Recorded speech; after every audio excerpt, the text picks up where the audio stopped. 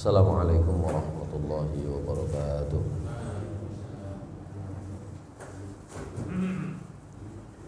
Innal hamdalillah nahmaduhu wa nasta'inuhu wa nastaghfiruh wa na'udzu billahi min shururi anfusina wa sayyiati a'malina. May yahdihillahu fala mudilla lahu wa may yudlilhu fala hadiya lahu. Asyhadu an la ilaha illallah wahdahu la syarika lah wa asyhadu anna Muhammadan abduhu wa rasuluhu la nabiyya ba'da. Allahumma salli wa sallim wa barik ala nabiyyina Muhammadin wa ala alihi wa sahbihi wa mawalah. Rabbi shrah li sadri wa yassir li amri wahlul 'uqdatam min lisani yafqahu qawli. Rabbi zidni ilma warzuqni fahma bi rahmatika ya arhamar rahimin. Amma ba'du, faya ibadallah, usini wa iyyakum bitaqwallah. Faqad fazal muttaqun. Qala Allah Ta'ala fi kitabihil karim, a'udzu billahi minasy syaithanir rajim. Bismillahirrahmanirrahim.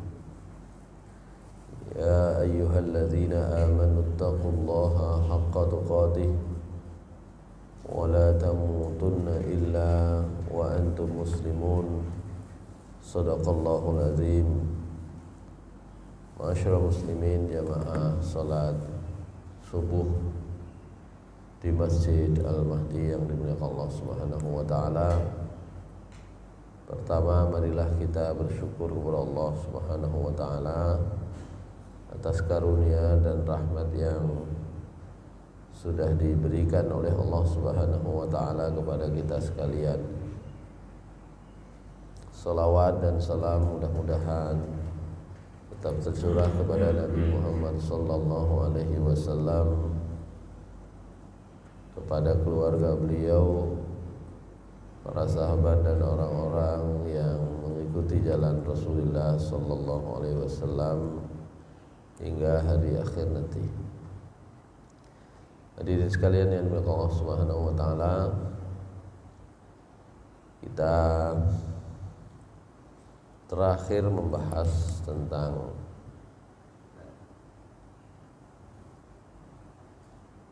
bagaimana kiblat itu diubah oleh Allah Subhanahu wa taala. Rasulullah SAW pada awalnya ketika masih di Mekah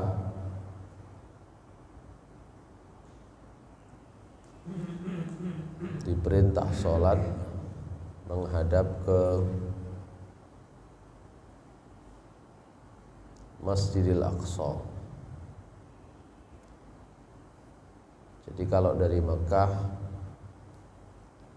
posisi Masjidil Aqsa itu ada di sebelah utara.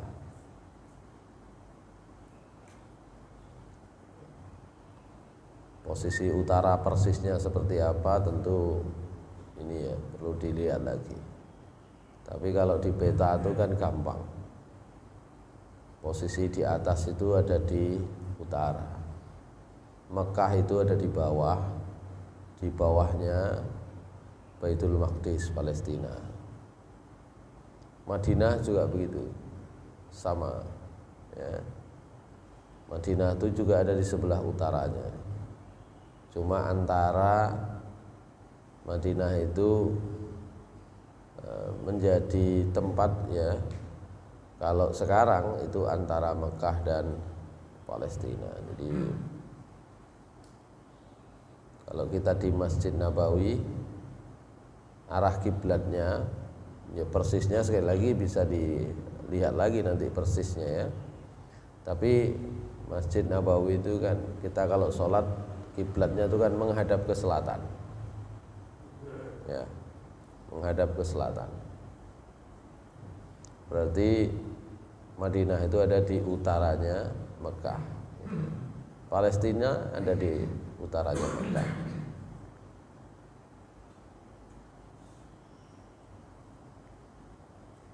Karena itu Rasulullah SAW awalnya ketika masih di Mekah,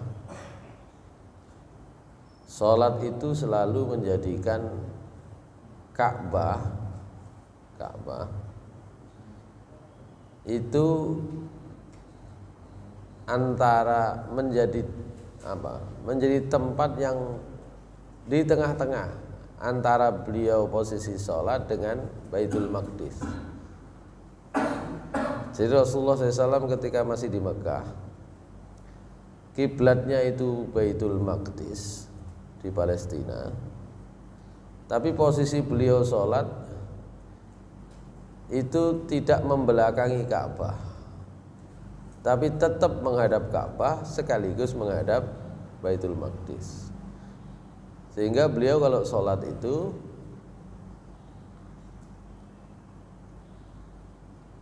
ada di sebelah selatannya Ka'bah, ya. Ka'bah itu sebelah selatan itu mana? Antara Rukun Yamani dengan Hajar Aswad itu sebelah selatan. Rukun Yamani biasanya doanya Rabbana atina fid dunya hasanatan wa fil akhirati hasanah wa qina adzabannar. Itu Rukun Yamani. Dengan Hajar Aswad itu sebelah selatan. Sebelah utara itu yang disebut Hijr Ismail, gitu ya. Hijr Ismail, sebelah baliknya, gitu ya. Yang sebelah timur berarti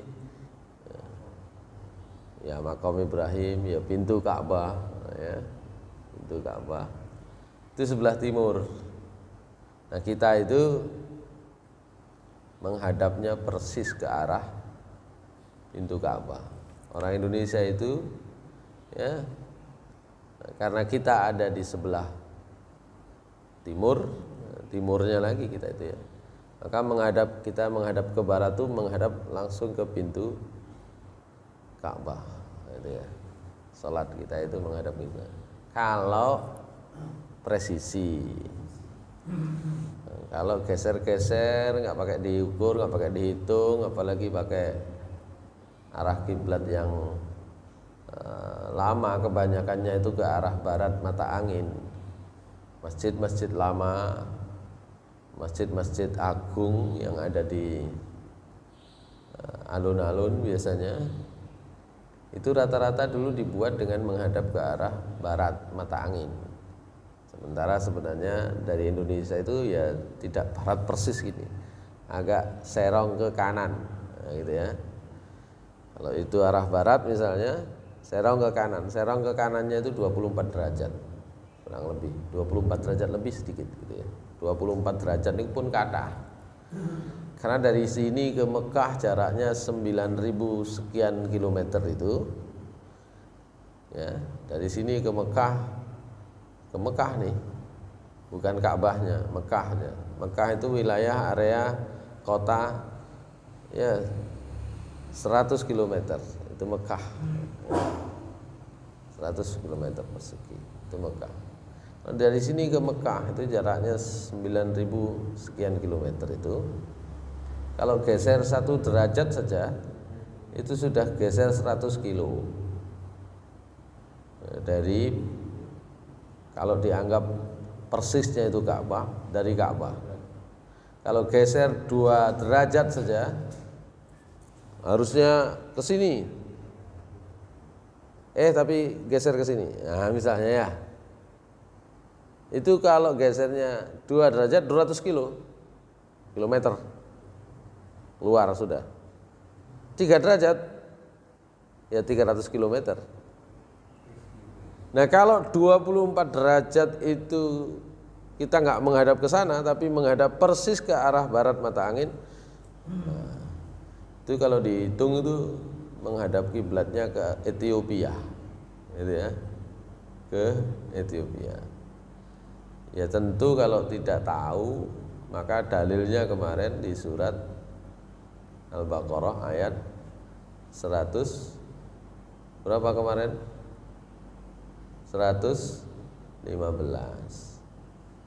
A'udzubillahi minasyaitonir rajim. Lillahil masyriqu wal maghrib. Fa aynama tuwallu fa thamma wajhullah. Innallaha wasi'un 'alim. Al-Baqarah 115.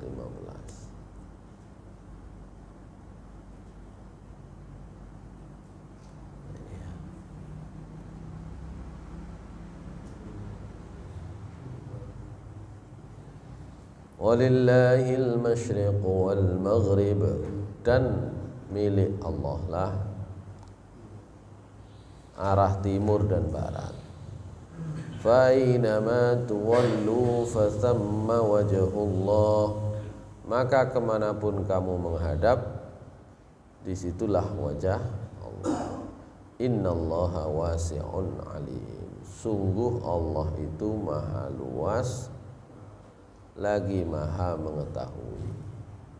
Kalau tidak tahu, nah kalau sudah diusahakan dengan ilmu, sudah tahu kok mengabaikan, ya kita menyalahi perintah dari ayat yang kita baca kemarin di ayat 144,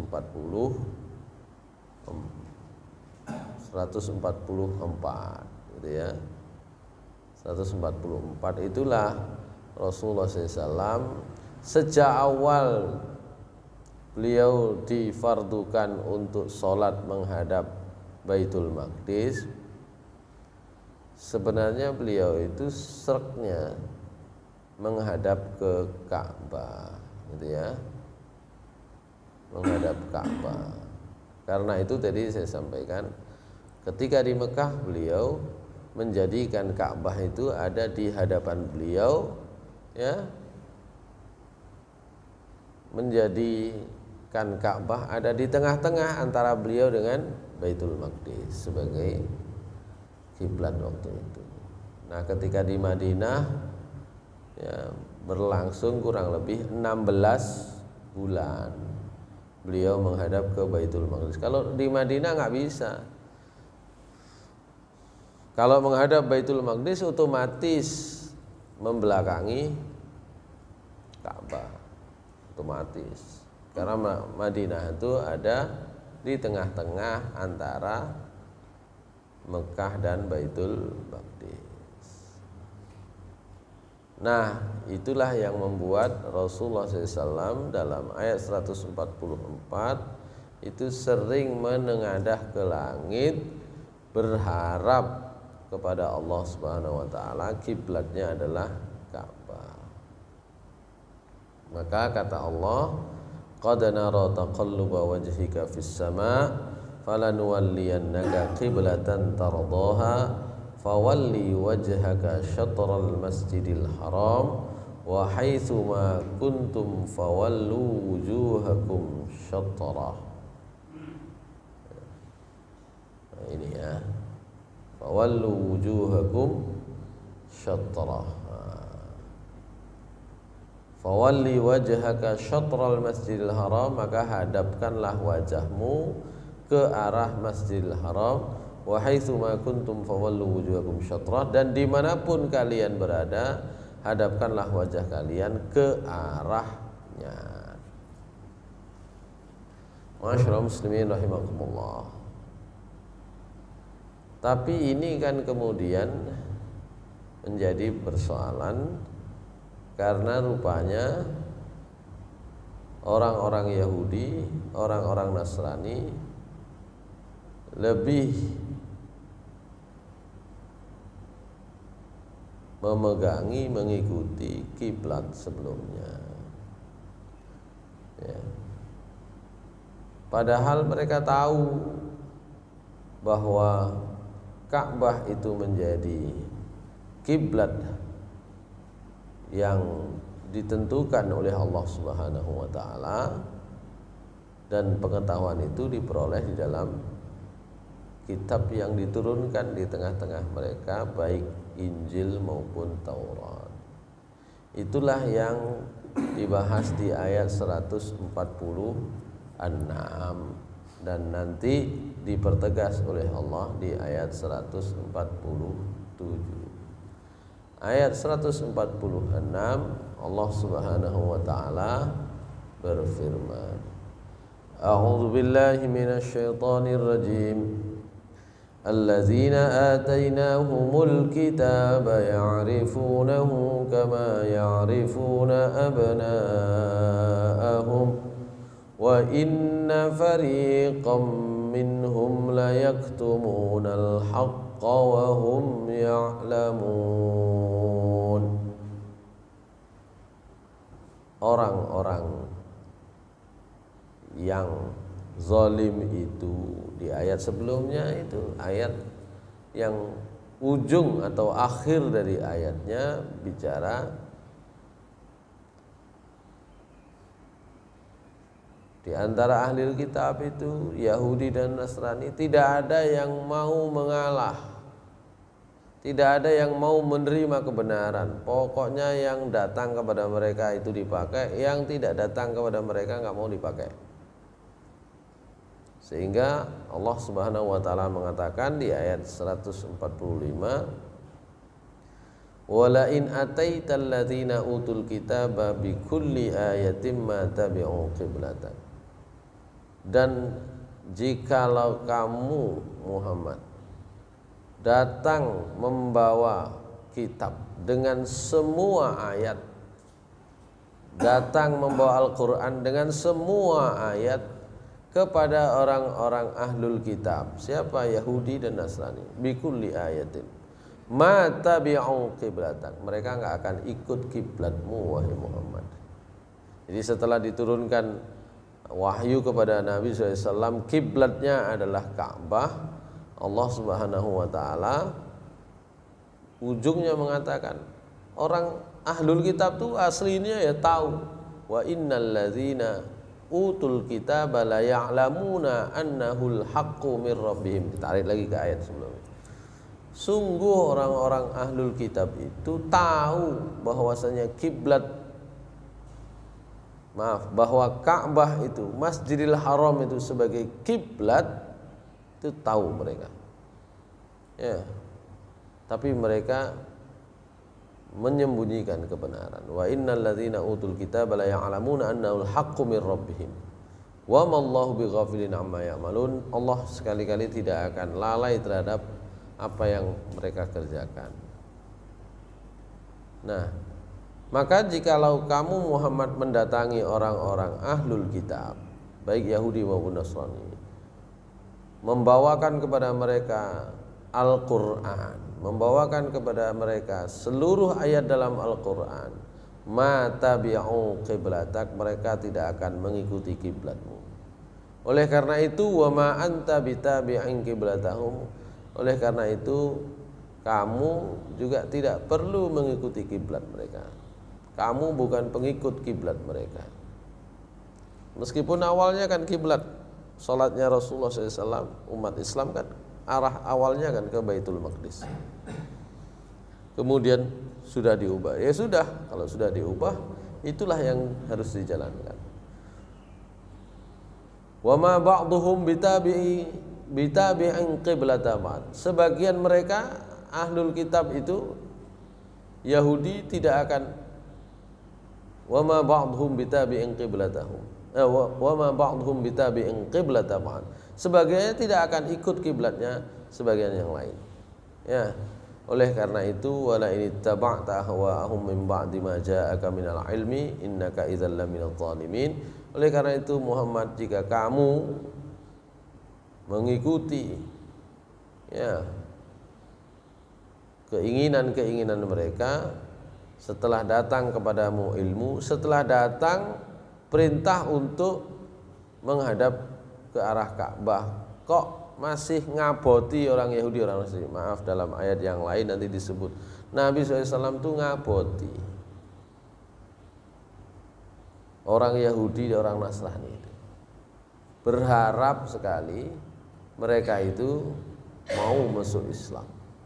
Karena yang tahu agama Islam, maaf, yang tahu nanti akan turun wahyu terakhir, Nabi terakhir itu orang Yahudi Nasrani. Nabi SAW itu lebih berharap sebenarnya orang Yahudi, orang Nasrani itu mau menerima Islam, gitu ya. Karena itu kalau dilihat dari kacamata sosiologis, bukan kacamata wahyu ya. Kalau kacamata wahyu selesai, semua sudah dikehendaki oleh Allah Subhanahu wa taala. Tapi kalau kita lihat dari kacamata hubungan kemasyarakatan, mengapa hijrahnya Nabi SAW itu, maaf, pertama, mengapa hijrahnya para sahabat Nabi SAW mendapatkan gangguan, mendapatkan perlakuan kasar di Mekah? Mengapa mereka diperintahkan hijrah pertama kali ke Habasyah, Ethiopia? Ethiopia itu Nasrani, gitu. Lebih dekat tahu tentang agama Allah Subhanahu wa taala. Kalau orang musyrik Mekah nggak banyak tahu. Ya meskipun kalau diurut asal usulnya ya di situ Nabi Ismail ya, dan ibunda beliau Siti Hajar itu tinggal mengawali kehidupan. Ya, sebelumnya kan di situ bukan tempat tinggal. Ya. Mengawali tinggal, beranak pinak, berketurunan di sana. Orang datang, ada air di sana, gitu ya. Awalnya nggak ada air, kemudian ada air. Ya, awalnya hanya berdua, kemudian ada orang lain datang, kemudian jadilah bangsa tersendiri. Ya, tapi kan ketika Nabi SAW dilahirkan di kota Makkah, ketika Rasulullah SAW berdakwah di sana, kondisi mereka itu sudah betul-betul mempraktekkan kemusyrikan, mempraktekkan agama yang jauh dari petunjuk Allah Subhanahu wa taala. Sementara orang Nasrani masih dekat dan masih benar, masih sebelum datangnya Nabi Muhammad SAW, praktek mereka itu dibenarkan oleh Allah Subhanahu wa taala. Orang Nasrani itu, dan itu Habasyah. Begitu pula orang Yahudi di Madinah. Orang Yahudi di Madinah nanti menjadi hijrahnya Nabi SAW ke Madinah. Jadi yang diharapkan itu orang Yahudi, orang Nasrani, karena mereka lah yang masih memegang ajaran dari Allah Subhanahu wa taala. Cuma mereka kan sudah diberitahu nanti Nabi terakhir datang membawa bukti-bukti, membawa kitab, membawa Al-Qur'an, ya, termasuk ini bab tentang kiblat. Ya, jadi mereka berharap itu. Maka kata Allah Subhanahu wa taala di ayat 145, wala inittaba'ta hawa'ahum, dan apabila kamu mengikuti keinginan kehendak mereka, hawa nafsu mereka, mim ba'di ma ja'aka minal ilmi, setelah datang ilmu kepadamu. Ilmu apa ya? Tentang ajaran agama secara umum, risalah agama Islam secara umum, dan khususnya dalam bab ini adalah setelah datang perintah untuk menghadap kiblat Masjidil Haram. Innaka idzal laminaz zalimin. Kalau masih ikut innaka idzal laminaz zalimin, sungguh engkau termasuk orang yang zalim. Siapa yang zalim itu? Di ayat ini disebutkan, yakni orang-orang baik itu Yahudi dan Nasrani, atainahumul kitab, yang sudah kami berikan kepada mereka Alkitab. Ya, kalau orang-orang yang sudah diberi kitab itu dimaknai orang Yahudi dan Nasrani, maka kitabnya adalah Taurat atau Injil. Ya'rifunahu kama ya'rifuna abna'ahum. Mereka mengetahuinya, mengenalnya. Di sini disebut mengenal Nabi Muhammad SAW. Nggak ada kata nama Nabi Muhammad ya. Ini namanya tafsir itu begitu ya. Nanti kita lihat. Ya'rifunahu, mengenalnya ini siapa? Mengenal Nabi Muhammad SAW atau mengenal yang lain? Nanti ada dua pendapat umum. Tapi di dalam terjemahan yang dipakai di sini mengenal Nabi Muhammad, yakni orang-orang yang kami berikan kepada mereka Alkitab, yaitu orang Yahudi atau Nasrani. Ya'rifunahu, mengenalnya, kama ya'rifuna abna'ahum, sebagaimana mereka mengenal anak-anak mereka sendiri. Wa inna fariqam minhum, dan sungguh sebagian di antara mereka layaktumunal haqqa, menyembunyikan kebenaran, wahum ya'lamun, padahal mereka mengetahui. Di sini di dalam tafsir At-Tabari disebut yang dimaksud oleh Allah Subhanahu wa taala dengan firman-Nya, allazina atainahumul kitaba ya'rifunahu. Allazina, orang-orang di sini yang dimaksud adalah ahbarul yahud wa ulama an-nasara, yaitu para pendeta Yahudi, para alimnya orang Nasrani. Jadi orang-orang di sini itu tidak semua orang Yahudi, tidak semua orang Nasrani, tapi khususnya adalah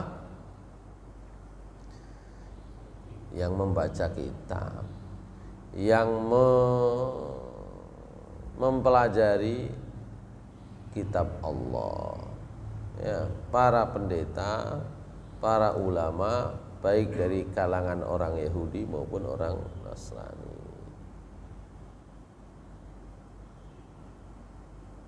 Allah mengatakan karena itu, ya'rifu haula'il ahbaru minal yahud wal ulama'u minan nasara annal baital harama qiblatuhum wa qiblatu Ibrahim wa qiblatul anbiya'i qablaka kama ya'rifuna abna'ahu.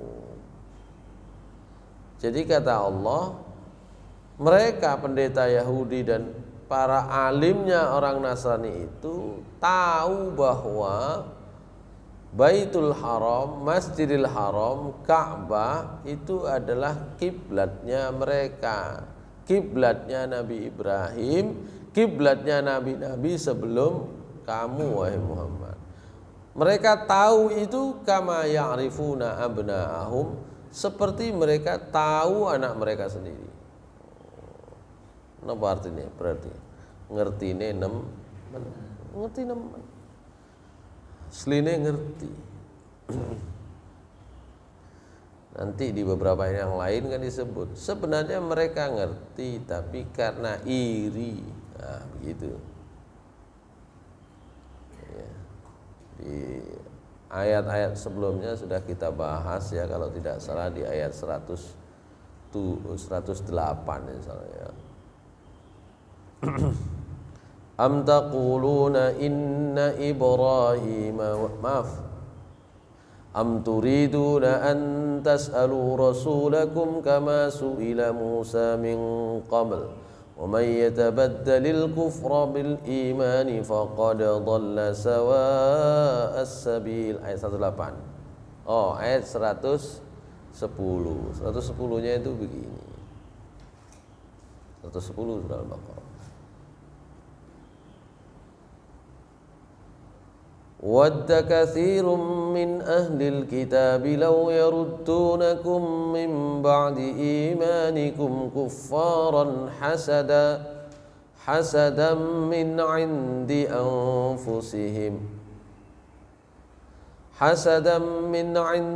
anfusihim min ba'di ma tabayyana lahumul haqq fa'fu wasfahu hatta ya'tiyallahu bi amrih innallaha ala kulli syai'in qadir. Ya, 109 itu. Oh, oke, 109. Oke, 109. Saya tadi ngomong 108, mencolot 110, 109 ya. 109. Ya. Jadi mereka itu justru setelah turun Nabi Muhammad SAW, mereka nggak mau mengikuti. Mereka pinginnya umat yang lain itulah mengikuti mereka. Kenapa? Hasadam min indi anfusihim. Ya karena hasud, karena iri saja. Masyaallah muslimin rahimakumullah. Jadi mereka itu tahu tentang. Nah, kalau di sini kan apa yang diketahui? Kalau yang di sini yang diketahui adalah bahwa kiblat itu Masjidil Haram. Itu mereka tahu. Kalau diterjemah tadi kan enggak. Mereka mengetahui Muhammad. Mereka mengetahui Nabi kita Nabi Muhammad SAW itu mengenalnya seperti mengenal anak mereka sendiri gitu. Tapi di sini ya, tafsir yang pertama ini mengetahui Masjidil Haram itu sebenarnya kiblat mereka, kiblatnya Nabi Ibrahim. Oh, yang bangun beliau. Padahal Nabi Ibrahim itu diterima di kalangan orang Yahudi, orang Nasrani sebagai bapak para nabi. Jadi mereka menerima Nabi Ibrahim. Bahkan sebagian mereka nanti di ayat yang sudah kita lewati menyatakan Nabi Ibrahim itu Yahudi, Nabi Ibrahim itu Nasrani. Itu nanti pembahasannya begitu. Masyaallah muslimin rahimakumullah. Karena itu ada seorang pendeta Yahudi yang masuk Islam, namanya Abdullah bin Salam. Umar radhiyallahu an diriwayatkan pernah bertanya kepada Abdullah bin Salam, "Ata'rifu Muhammadan sallallahu alaihi wasallam kama ta'rifu ibnaka?" Abdullah bin Salam ini salah satu pendeta Yahudi yang masuk Islam. Sudah pernah kita bahas kisahnya beliau beberapa kali ya. Ditanya oleh Umar bin Khattab, Abdullah bin Salam, benar ya sampean itu tahu Nabi Muhammad sallallahu alaihi wasallam seperti sampean kenal anak sampean sendiri? Faqala na'am wa aktsar. Iya, bahkan saya tahu Muhammad SAW itu lebih detail, lebih banyak daripada saya tahu anak saya. Kenapa? Ba'atsallahu aminahu fi samaihi ila aminahu. Maaf. Ba'atsallahu aminahu fi samaihi ila aminihi fi ardihi bina'tihi fa'araftuhu. Allah Subhanahu wa taala sudah mengutus aminahu, aminnya. Aminnya itu kepercayaannya. Fi samaihi, di langitnya. Siapa? Malaikat Jibril. Malaikat Jibril itu Ruhul Amin. Allah itu sudah mengutus Malaikat Jibril membawa risalah, menurunkan risalah agama ila aminihi fi ardihi, ke aminnya di bumi. Nabi Muhammad SAW Al-Amin. Jadi kata jawabannya Abdullah bin Salam, Allah itu sudah mengutus Jibril kepada Nabi Muhammad SAW bina'atihi, dengan sifat-sifat beliau. Fa'araftu, maka saya kenal. Wa ibni, sementara anak saya la adri maka min ummihi, saya belum tahu sebenarnya sifat-sifatnya yang persis seperti ibunya itu yang seperti apa. Saya sendiri belum ngerti betul, gitu ya. Artinya apa yang disampaikan oleh Allah Subhanahu wa taala itu dikonfirmasi oleh Umar bin Khattab. Allah mengatakan, alladzina atainahumul kitaba ya'rifunahu kama ya'rifuna abna'ahum.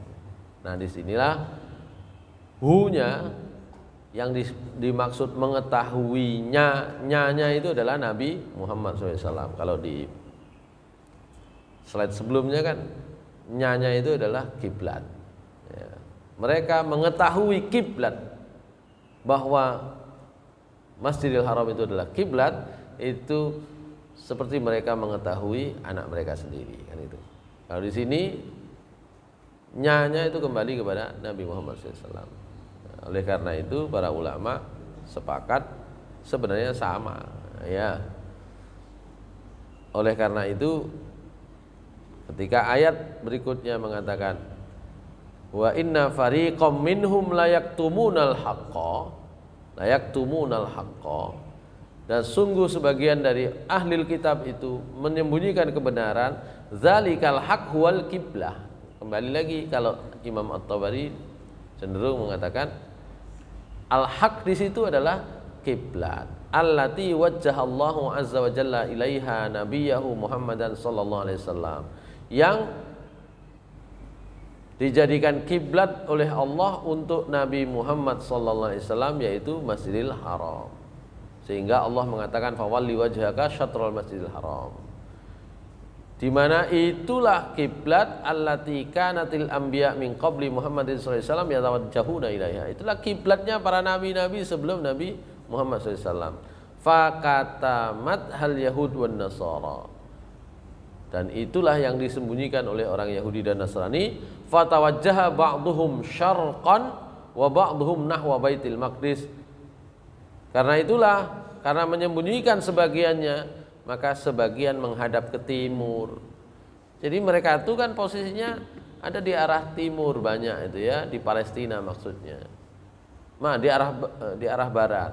Fatawajjaha ba'duhum syarqan wa ba'duhum nahwa Baitul Maqdis. Sebagian menghadap ke timur, sebagian menghadap Baitul Maqdis. Wa rafadu ma amarahumullahu bihi. Mereka menolak perintah Allah, dan oleh karena itu mereka menyembunyikan pula amra Muhammadin sallallahu alaihi wasallam, urusan tentang kedatangan Nabi Muhammad sallallahu alaihi wasallam. Jadi apakah dhamirnya, kata gantinya itu kembali ke kiblat atau ke Nabi Muhammad SAW, itu sama prinsipnya. Jadi kalau mereka diartikan mengetahui tentang kiblat, sebenarnya juga mereka mengetahui tentang Nabi Muhammad SAW sebagai Nabi terakhir. Oleh karena itu terjemahan tadi tidak masalah. Masyaallah muslimin rahimakumullah. Ya. Oleh karena itu di ayat 147, maaf ayatnya tidak saya saya cantumkan di sini ya. Pendek sekali, kita akhiri ayat 147. Allah mengatakan al-haqqu mir rabbika fala takunanna minal mumtarin.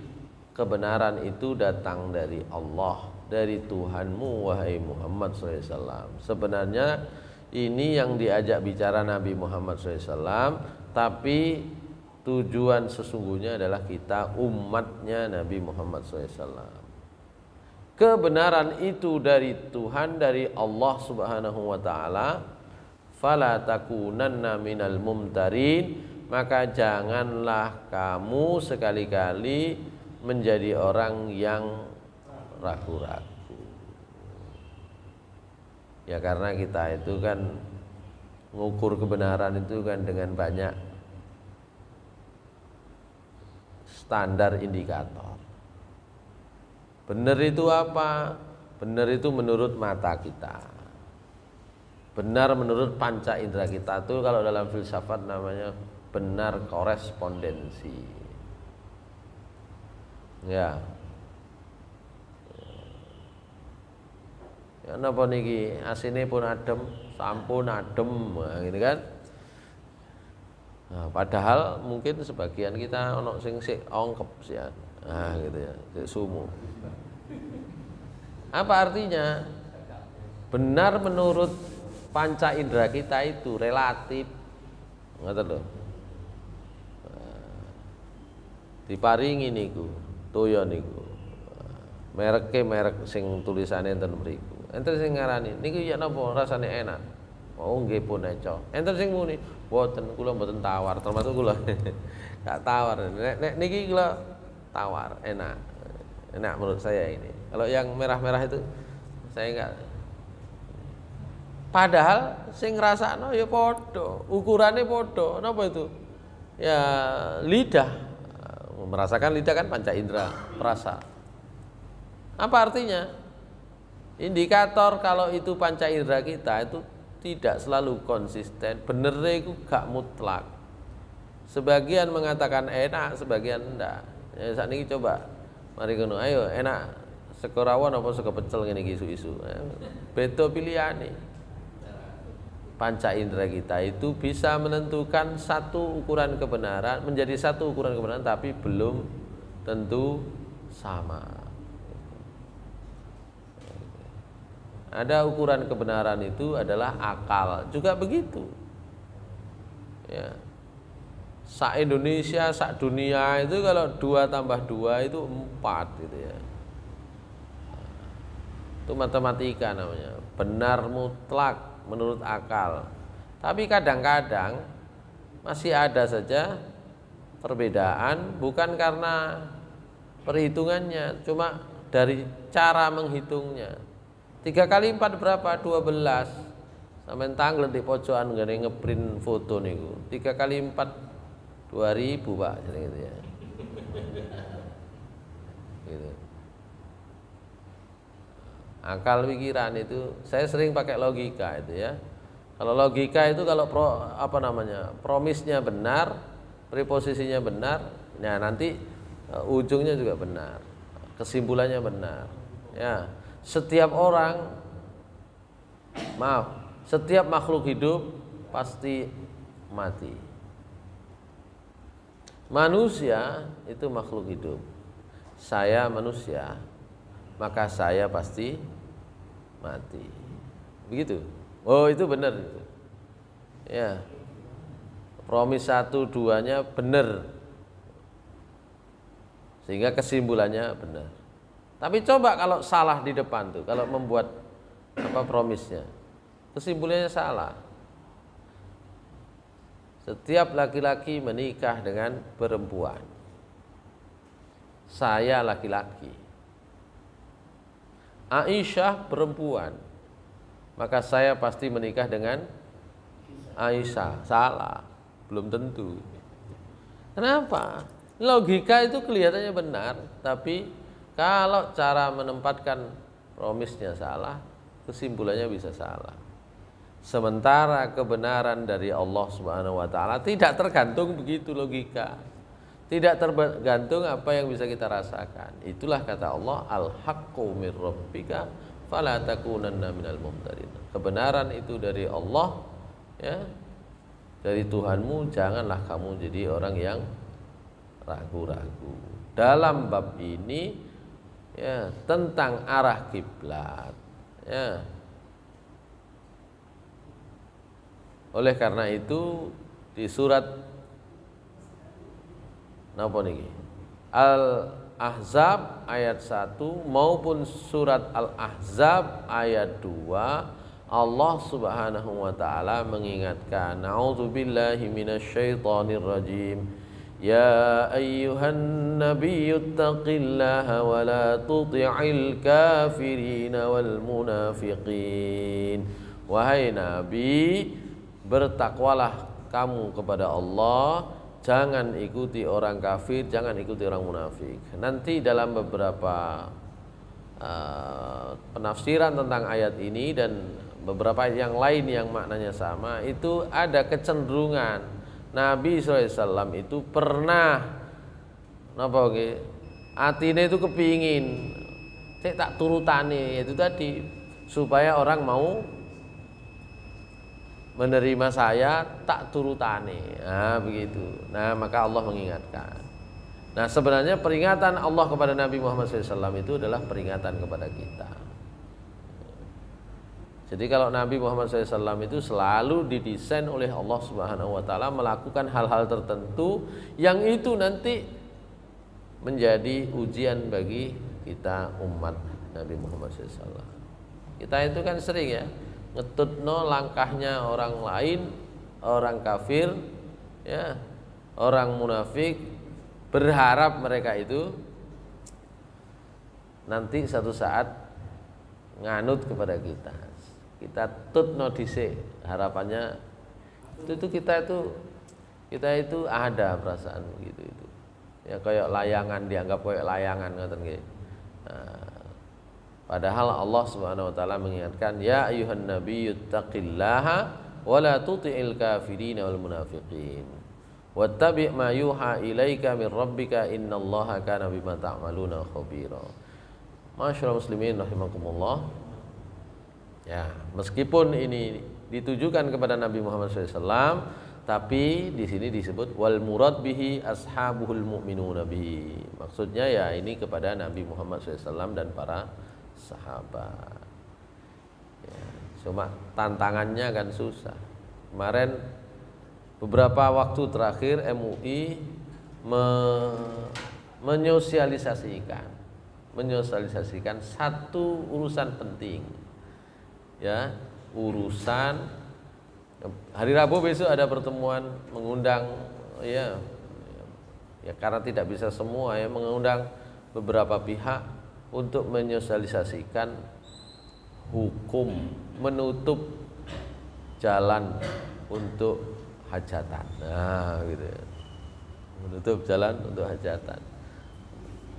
Lurah, kepala desa, polisian, ya enggak sanggup gitu ya.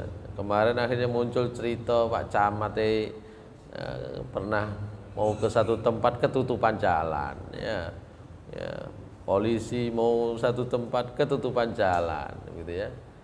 Kita itu akan ini mau diikuti atau tidak, itu nanti yang akan menjadi tantangan kita semua. Allah Subhanahu wa taala mengatakan, wahai nabi, artinya wahai kaum mukminin, bertakwalah kalian kepada Allah, ya, jangan ikuti orang kafir dan orang munafik. Saya kira demikian yang bisa kita sampaikan. Yang terakhir itu menjadi perintah bagi kita untuk bertakwa kepada Allah dan larangan bagi kita untuk mengikuti orang-orang kafir dan orang-orang munafik. Nasrun minallah fathun qarib wa basyiril mu'minin. Subhanakallahumma bihamdika asyhadu an la ilaha illa anta astaghfiruka wa atubu ilaik. Assalamualaikum warahmatullahi wabarakatuh.